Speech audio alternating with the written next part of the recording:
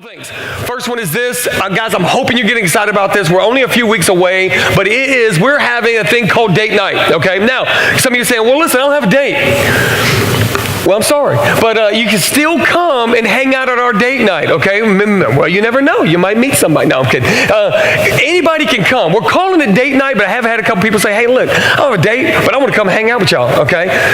Come on, all right? Y'all can come on hang out with us, all right? We're just going to have fun. We're calling it date night, but anybody can come, all right? I've dated myself for a long time, all right? I was very single for a long time. So you can come. Anybody can come, all that. Yeah, if we get some lights on out there, that'd be great. Yeah, there we go, so y'all can see. There, fantastic. So here's how you register, okay? I would like for you to register for this. We have an app, all right? Or if you don't, say, you know what, I don't do electronics. I don't even have a phone, or I'm still kicking the old flip phone. Maybe some of you have that. Anybody got the flip? Okay, you've moved on. Good. I threaten my kids with that one. Anybody threaten their kids with that one? You mess up again, I will give you a flip phone. Yes, you will wear it on your side, and you'll wear it to school, okay?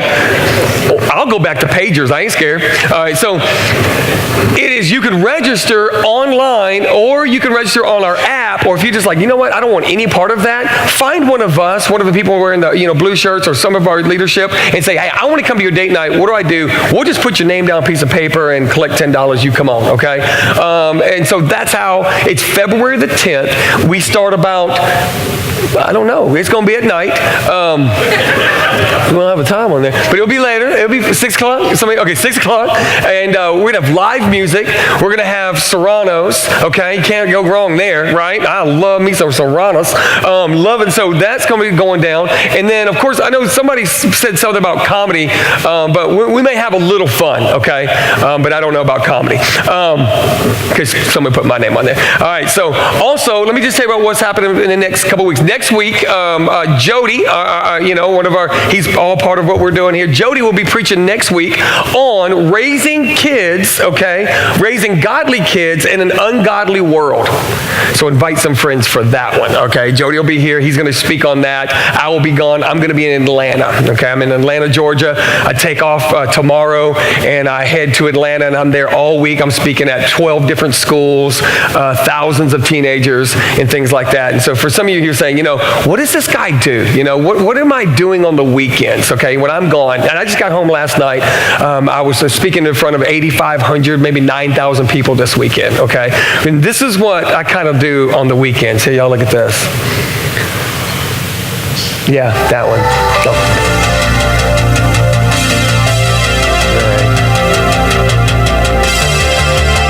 Yeah, you laugh, I know. Yeah, this is what the pastor of Freedom Fellowship is doing on the weekends.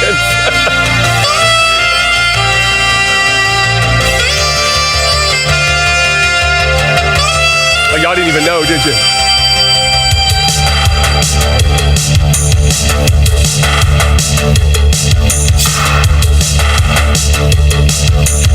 Yeah, there's 9,000 people out there. We're getting, yeah, I know. It was an 80s theme, okay? We were doing 80s over here.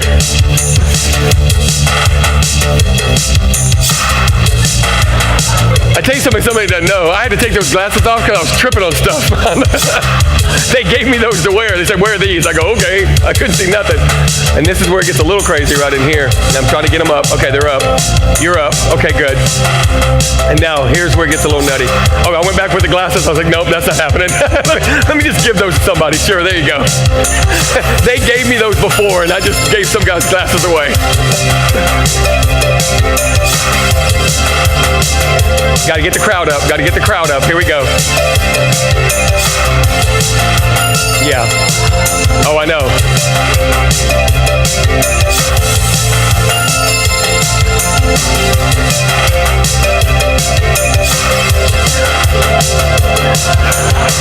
Yeah, I just balanced flat. And the guy that owned that drum set behind the guy was going, no!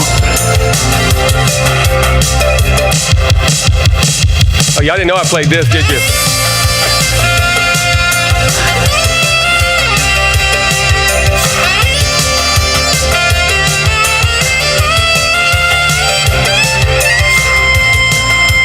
Kenny G's got nothing on this.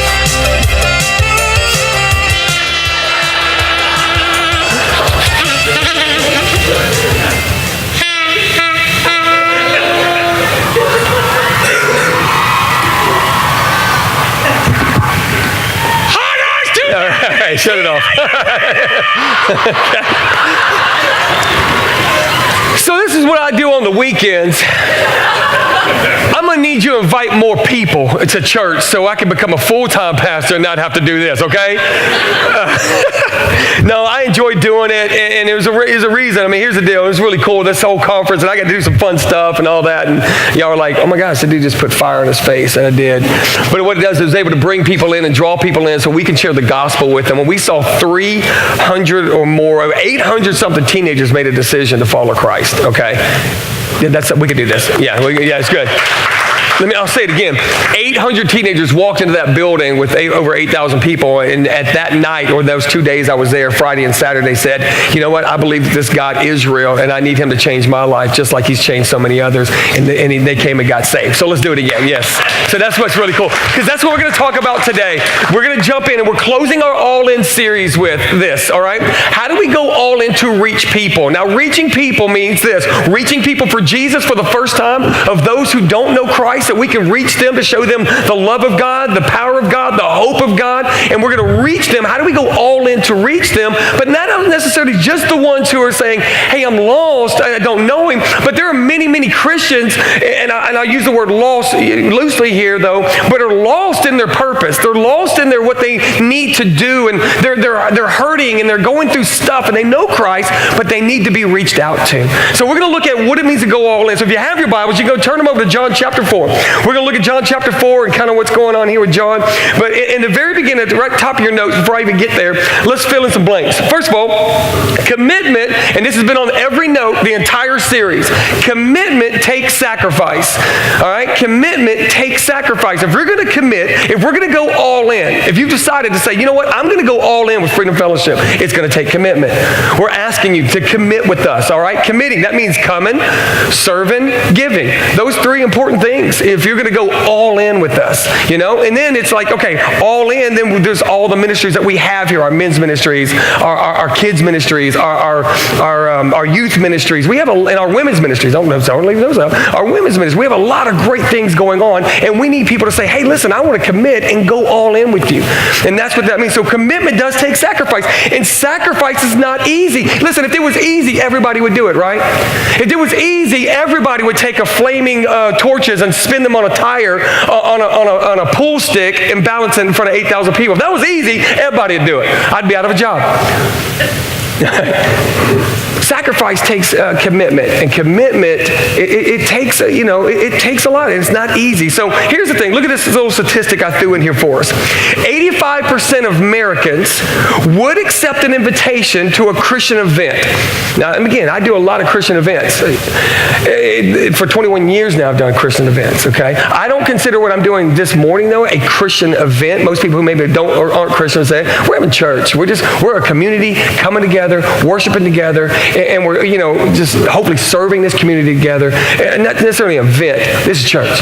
But look at this. 85% of Americans would accept an invitation to a Christian event or worship service, but only 2% of Christians ever invite others to come. Only 2%. Now, again, this statistic, just give or take, that's still pretty low, yeah? If 85% would say, yeah, I'd go to that, only 2% are saying, hey, come with me. So I'm hoping that this morning we can look and explore some things this morning that will help us get an understanding of, one, what does it mean for us to go out and reach out to people, but also give us some what we need to do, okay? So first of all, John chapter 4, let me tell you this story. There's this lady, and she goes down and she's sitting at a well, and now Jesus now shows up at this well, and this is John chapter 4, and this was Jacob's well. It was a very popular spot for people to get water. Now Jesus comes in, and he sits down, and he's by himself. He's not with anybody else. His disciples usually travel with him, but they're running an errand right now. They're going to get some food. So he comes in, and he sits down with this woman, and then I'll just kind of jump into the text here. The woman's kind of surprised now. Well, first of all, let me go back up a little bit in 7. This Samaritan woman comes over, she begins to draw water. Now Jesus says to her, he says, hey, can I get a drink of that water? And he was alone again at that time. His boys have gone over to get some food. Now, verse 9 says, the woman was surprised now for Jews refused to have anything to do with Samaritans. Now, Samaritans at that time, you got to understand, there was a lot going on in this region. All right, there was racist bias, there was gender bias. I mean, you name it, it was going on. And Jews did not associate with Samaritans because they were just a mixed breed. And something happened a long, long time ago, and they were just looked upon not as good. And so Jews did not associate with any Samaritans. So this is a big deal that this Jew, who is, they called a teacher, is sitting down speaking to this woman. Now it's a man speaking to this woman. That's something even crazier, right? So keep going with me. So the woman now surprised, like, whoa, what's going on? For Jews, refuse to have anything to do with Samaritans. She says to Jesus this. She goes, listen, you're a Jew and I'm a Samaritan woman. Why are you asking me for a drink? And then Jesus replies in verse 10. I want to camp on verse 10 for a minute because look at this. This is what Jesus said. He goes, if you only knew. I just want to stop there for a second. Jesus says, if you only knew. Wow. You know how many times that I get to stand up in front of places, and I go to places pretty heavy. I mean, I've been to prison. Spoke at a prison. I make sure I clarify that one for you. I get to stand in front of so many different places. In Corpus Christi on Wednesday, and I'm going to show you a picture of this in a minute here toward the end of the notes. But I was in Corpus Christi, and I walked into a gym with over 850 teenagers that showed up for a dodgeball tournament. And it was crazy in there. And I got to share with them this hope of this God that I have, that I've been given, this hope, this incredible thing that God has given me. And I got to share that. And I stop on this verse 10 because look at this. He said, if you only knew the gift God has for you.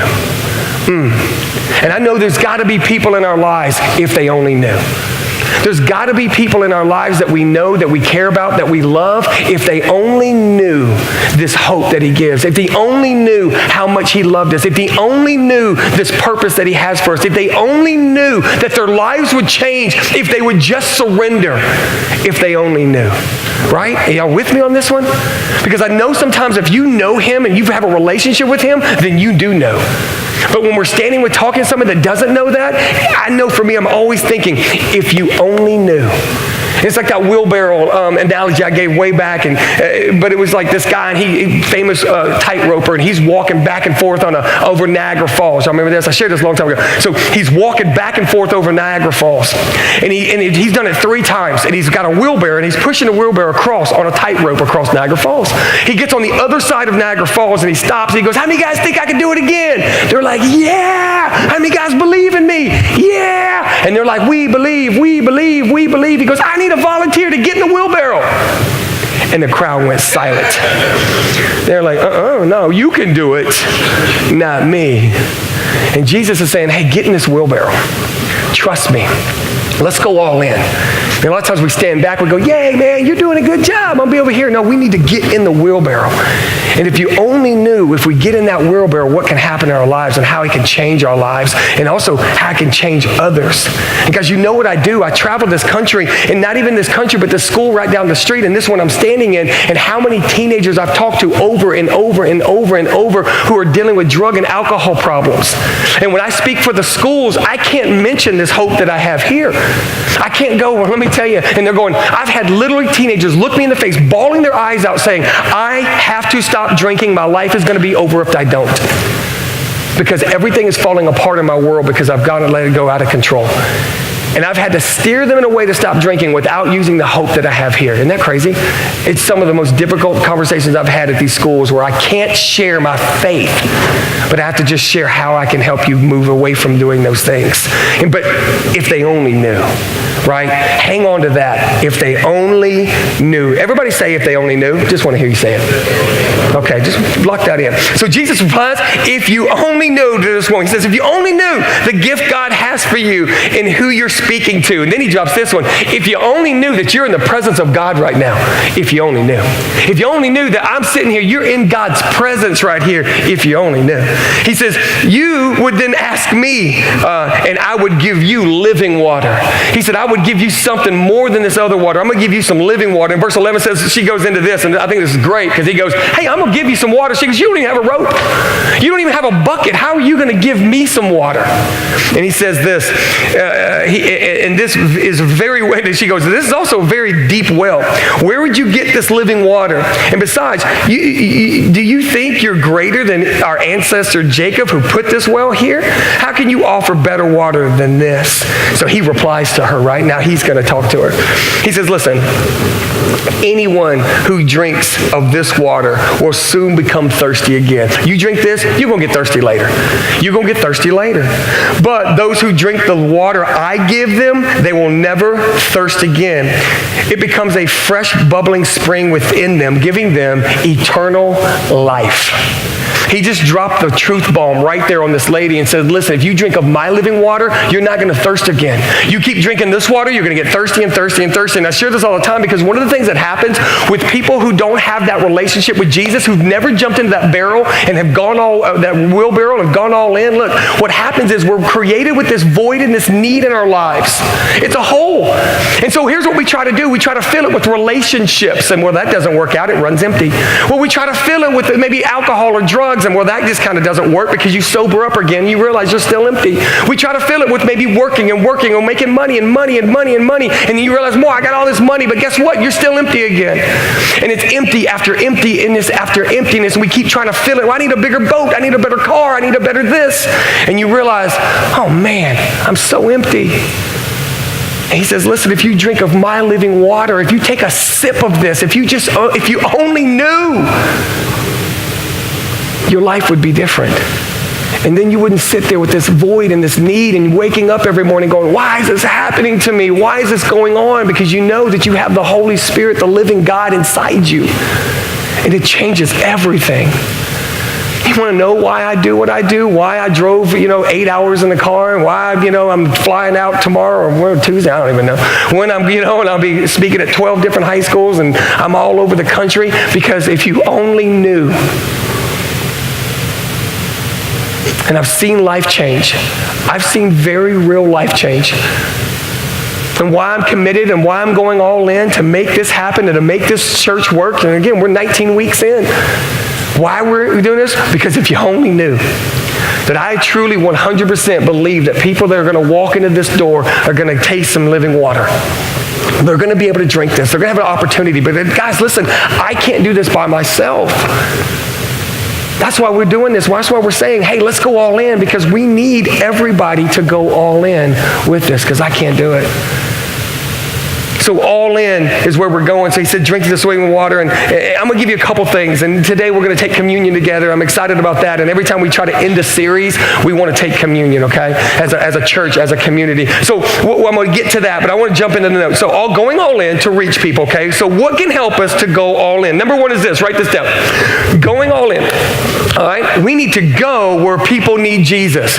Go where people need Jesus. Where is that? Everywhere, okay? I don't know if you've been out or not, but that's everywhere. But going where people need Jesus. In verse 6, he goes down to the well. And actually in John chapter 4, verse 35, look, it says, you know the saying, 4 months between planting and harvest. But look what Jesus says. But I say, wake up, look around. He says, the fields are already ripe for harvest. He says, they're already ripe.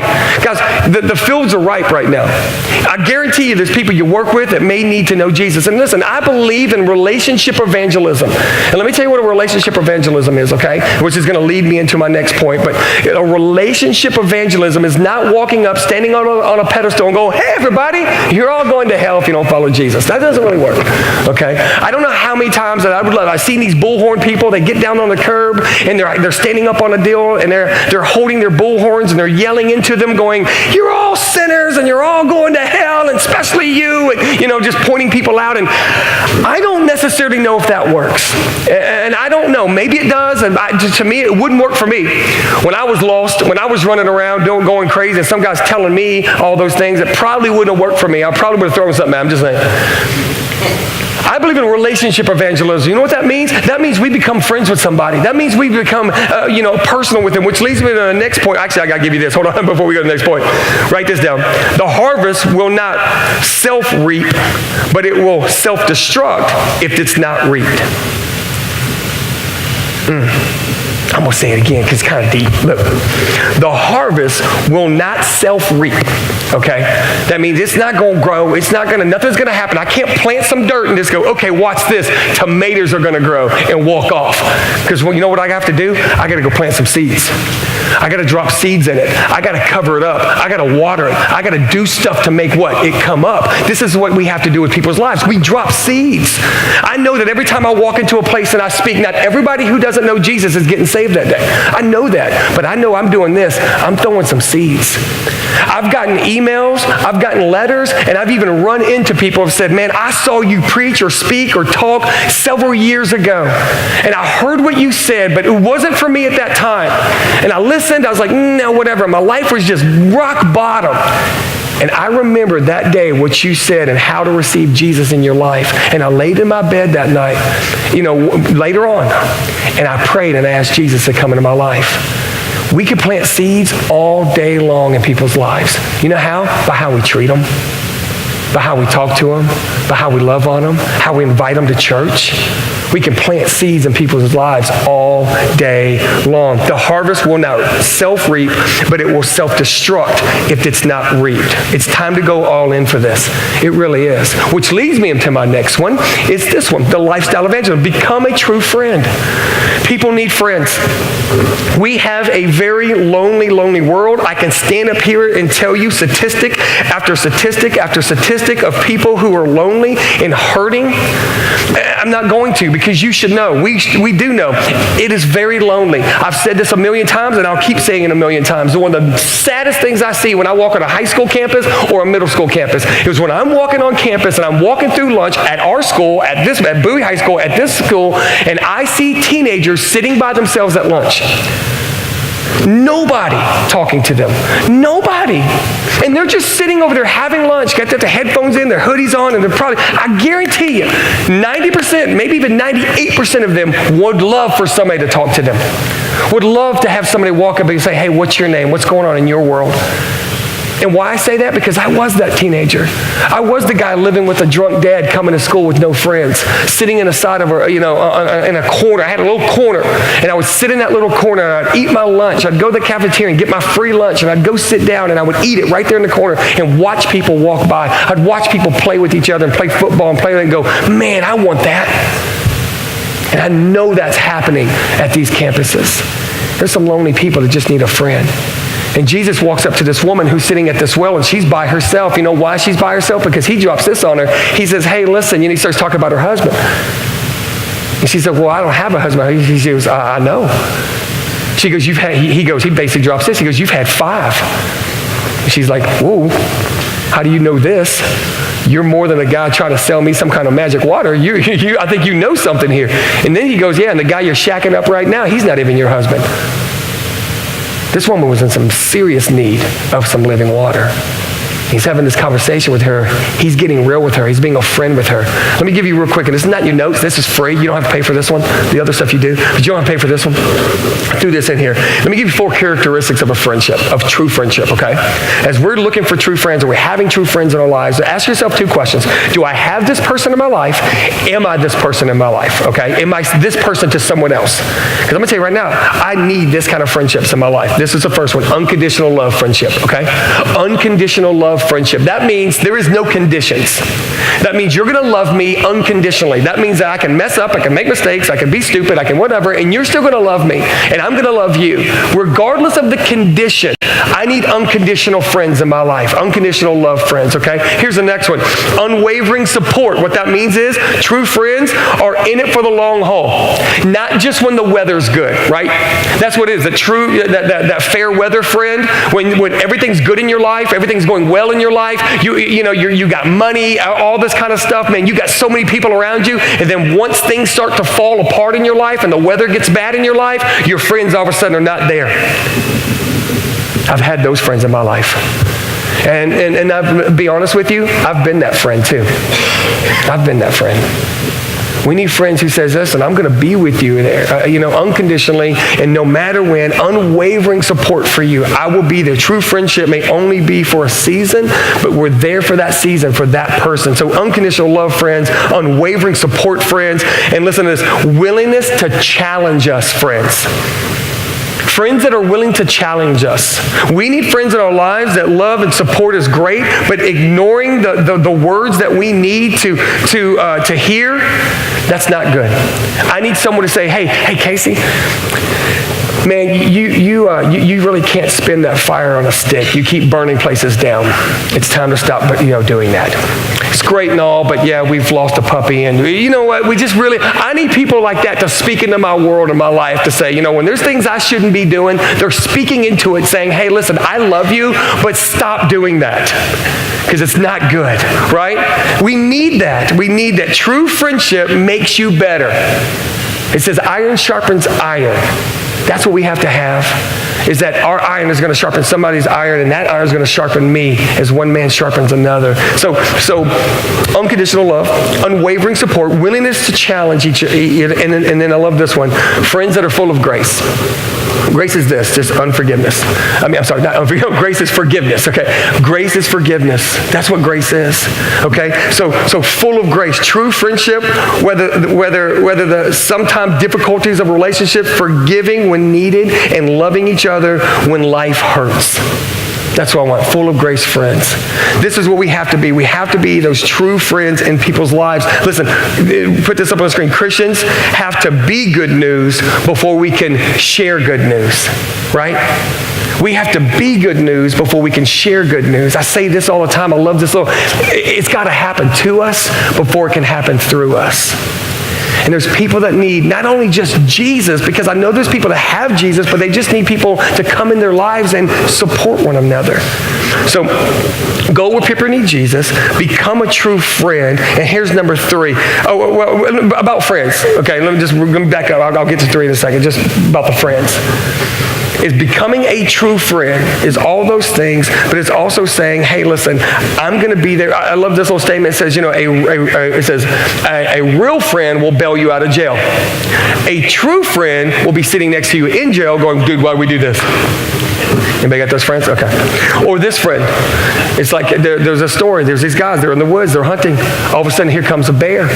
And this bear is kind of coming toward them. This guy drops down and starts putting air in his Reebok pumps. Y'all remember these? Yeah. So he's out there hunting in Reebok pumps. He's pumping his shoes. The guy goes, dude, what are you doing? Why are you pumping your shoes? You can't outrun a bear.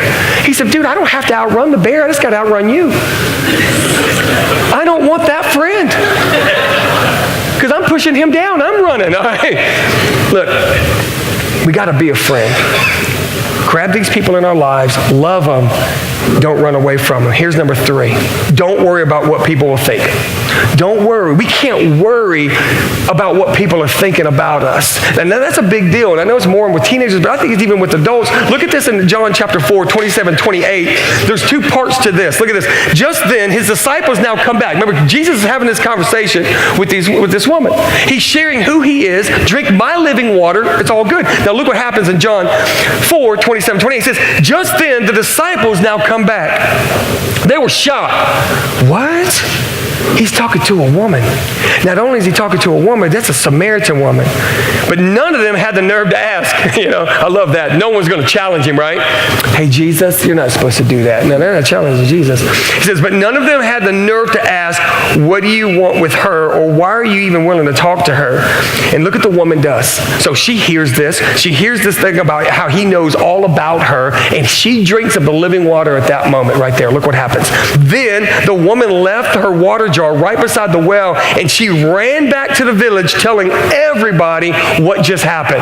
Let me ask you this. Do you think that woman cared about what people thought about her? I don't think that woman cared too much about what was going on right there in that moment, if people thought ill of her or not. And remember, she was actually coming out to that well at noon. The Bible says at noon. That's when people don't come and get water. You know that? They would actually come and get it in the morning. And she would come out when no one's there. And here's why. Because she's had 5 husbands. And the guy she's living with right now wasn't her husband either. And she was hiding from that. So she was already a person who's like, I don't want people to know about my life, and I'm going to be real secretive. And all of a sudden, she tasted that living water, and look what it says. She ran back telling the people of the village, look who I just met. You need to come on, okay? She's that 2% of Christians right there that will ask people to come back to an event. Hey, there's an event going on. It's at the well. Y'all come on, all right? Keep going with me. We got to not make sure we don't care what people think. And I know, listen, we all have embarrassing moments in our lives. I live amongst embarrassing moments. Did you not see the other night, in front of 8,500 people, me playing the saxophone? No, that was fun. Everybody has embarrassing moments. I know you've done this one, right? Where you see somebody you know and you start waving at them, Jimmy, hey! And then you realize something. It's not Jimmy. Who's done this one? Yes. And you're waving, they're waving, and you're going, oh, I don't know that person. Just walk this way like this. All right. Who's done this one? Where you see somebody and they know you. I mean, you see them and they're waving at you, so you start waving at them and y'all are waving back, and the whole time you're going, I don't know them, but keep waving. And then you realize they're waving at the person behind you. Who's done that one? You know. So then you have to pull this one off. You go, oh, gosh. Yes, that one. But we all have these different, and here's the deal. When my kids were younger, they embarrassed me. I'm not going to lie. My kids, when they were younger, they would go down in the store. How many guys have ever been embarrassed by your children in the store? Yes, they start screaming, they start yelling, they start doing stuff, and you're like, oh my gosh, please stop. I've had so many different, my kid used to do this one where he, in the elevator, we'd travel around with basketball teams. My kid's about this big right here, and he's got this little joke he would do. I would lift my hand like this. He'd go, oh no, Daddy. He would do that. In the store, in the deal, you name it, he would do that. Just as a joke, he thought that was funny, right? Because I would go, hey, come here. No, go, Dad, no. And I'm like, no, don't do that here, And then people in there shopping, oh, no, don't hit that kid, But now they're teenagers. Guess who gets to embarrass them now? Oh, yeah. And don't think I won't pull up in front of this school right here with my 7th grade and go, Titan! And scream across or go to the high school and I will act a fool because I'm paying them back, okay? We can't worry about what people are going to think about us when it comes to this, though. Stay with me on this one. We can't worry what people are going to think if I come to them and say, hey, listen, I'd like to invite you to my church. Hey, I'd like to invite you to this or that, or let me just share with you why I do what I do. Or hey, come to date night. It's going to be fun. I mean, we're not getting all crazy at date night. We're just having fun, but we will invite people who come that don't come here to go, hey, come to church tomorrow. And when that next night, that next day on the 11th, we start our brand new series on relationships. We have a brand new series that we're starting on relationships that my wife and I are doing. We're doing it together, okay? This is the first time we've ever done this. It's called Relationships. First time we've ever done this. Where we're going to, do 3 weeks together, okay? And she's already said, are you going to let me talk? I'm like, really? I said, we'll see. No, she ain't in here. I'm joking. So it's going to be fun. Invite somebody to that. Maybe somebody that's going, and again, we've only been married 18 years, but we're not trying to tell everybody we got it figured out. We're just going to say what's helped us get it to 18 years, okay? And maybe it'll help some others as well. But it's going to be fun. It's going to be awesome. Invite somebody to that. So number 3, don't worry about what people think. Let me get to 4, and I got to hurry. Make sharing the gospel a priority in our lives. Make sharing the gospel a priority in our lives. It's a priority in my life to share the gospel. It is. It's a priority in my life. Not necessarily just standing up there telling people about Jesus, but just being it. I want to be the gospel. I want to be that. I want people to see, man, that guy's different. He acts different. He talks different. Doesn't mean I'm perfect. I make mistakes. I beat my kids. But listen, I'm kidding. But making it a priority. This happened the other night. Look at this picture. This was in Corpus Christi, Texas. I showed up. This is the part I was talking about right here. And this is why it's a priority in my life. Yep. That right there. 150 teenagers walked out of the stadium right there. 150 teenagers. I don't know if you can see that or not. I kind of jumped up on a speaker. They had some speakers like that, and I was actually on the floor, and then I jumped up on top of the speaker. But 150 teenagers showed up at this gym to play dodgeball for this church event. And that night they drank the living water. This is why it's a priority to me. This is why sharing the gospel is a major priority to me, because of this right here. If you look in the very back, there are 5 guys in dresses. Look at that, 5 guys wearing dresses. that came to this event. I had a kid walk up to me, absolutely just tears in his eyes, and said, I was going to take my life. And I thought I'd come to the dodgeball tournament tonight to see what's going on. And he goes, I'm good now. I'm good now. I was at Hayes High School doing an event there and years ago, and this little kid walks up to me, and he's got this teardrop, 2 teardrops underneath his eyes. I mean, I'm talking like gangster. Walks up and goes, and I'm standing over in the corner, he goes, hey, what you doing here? And this was like this, it was a 5th quarter. It was like what they do is for football games. And after the football game, all the kids would come over to the gym, and they asked me to come speak to them and share the gospel, because the gospel is a priority of my life. I said, absolutely, I will. He goes, it's pretty rough. And then he said this, we're not expecting much here tonight. Just share your story, share the gospel if you would. I go, well, I'm expecting a bunch, so you better look out, because my God is a big God. And I know when God says do something, I'm going to do it. He's going to show up, because I didn't do that at all. I shared the gospel, and God did that. And so I showed up, and this kid, he's got 2 teardrops under his eyes. He looks at me and goes, what you here for? I said, I'm here to, talk to you guys. He goes, yeah, I might listen. I said, okay, just don't stab me. And he walks off. I shared the gospel, incredible time. It was so crazy up in there. People were yelling and screaming. They were showing up 5th quarter to get some pizza, and I'm speaking, and somebody goes, you suck. And I went, oh, great, this is going to be wonderful. I'm so glad to be here, And then I prayed, and I did some stuff, and I talked, and I shared my story, and here's the deal. The gospel will never fail. So I got into the gospel, and I shared the gospel, and literally, there were 300 teenagers in that building, and probably 250 of them got saved. And I'll never forget this, why I share this right now, because this is why it's a priority in my life. I'm standing there looking like going, oh my gosh, my wife was there. My wife, Vicky, she's there. She's in the front row. And there was all these women that were there, and they were sitting on the front row, and they were just in awe of what God just did. And like, they needed people to talk to them. Here's what the guy said. He goes, I got 5 guys from my church that will speak to whoever gets saved. That was beforehand. And I thought to myself, you're going to need more, because I got a big God. And all of a sudden, he needed more. And my wife jumps up and she goes, hey, yo, get up and get your Bibles. Let's go. She turned on the coaching voice. It was awesome. And these women were like, why is this woman screaming at us? And she grabbed these women and took them out there and surrounded all these people up and shared God. But I'll never forget this. I'm standing there kind of talking to everybody, directing, and I feel something pulling my shirt. I look down, and I'll never forget this. This is why the gospel is a priority in my life. I look down, and there's the little dude that I talked to a minute ago with the teardrop eye drops, right? Teardrop tattoos. And real tears were coming out of this kid's face, and they were going over the top of those teardrops that was tattooed on his eye. And all he said with me, he looks up at me and says, thank you. And I go, I guess you listened. And he hugged me. And I've never seen that kid before. I've never seen that kid again in my life. But I probably will see him one day in heaven. This is why sharing the gospel is a priority in my life. This is why we're talking about going all in. This is why this is so important to us. Listen, we can't worry about what people are going to think. We have to make it a priority. There was this lawyer, and he just bought a brand new BMW. Brand new car.